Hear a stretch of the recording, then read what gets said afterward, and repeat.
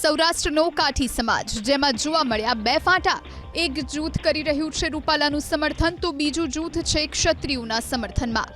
ગઈકાલે રાજકોટના ભાજપ કાર્યાલય કમલમમાં કાઠી સમાજના કેટલાક આગેવાનોએ યોજી હતી પ્રેસ કોન્ફરન્સ, જેમાં તેઓએ રૂપાલાને સમર્થન આપ્યું। આ ઘટનાને લઈ કાઠી સમાજના યુવાનોમાં ભારે રોષ જોવા મળ્યો।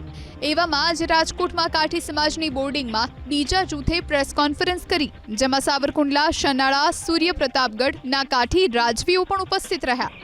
અહીં સૌએ એક સુરમાં કહ્યું કે અમે છીએ ક્ષત્રિયોની સાથે। રહી વાત ભાજપ કાર્યાલયમાં પ્રેસ કોન્ફરન્સ થયાની, તો સમજી શકાય છે કે તેમના પર દબાણ થયું હોઈ શકે। કાઠી સમાજના આગેવાનોએ કહ્યું કે આવતીકાલે ક્ષત્રિયોના સંમેલનમાં મોટી સંખ્યામાં કાઠી સમાજના લોકો પણ ઉપસ્થિત રહેશે।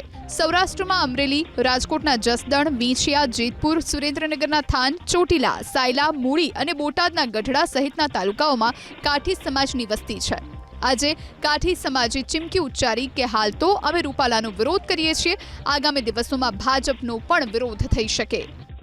જે સ્થળે કાલની પ્રેસ થઈ એમાં કોનું પ્રેશર હોય, કોની મજબૂરી હોય, એને હિસાબે ઈ પ્રેસ કોન્ફરન્સમાં જે કાંઈ બોલાણું હોય, પરંતુ ઈ પ્રેસના પ્રત્યાઘાતો તે ગ્રામ્ય લેવલે ખૂબ મોટા પડ્યા। હા, અને તરત ને તરત આ લડાઈ તો બાજુમાં રહી ગઈ।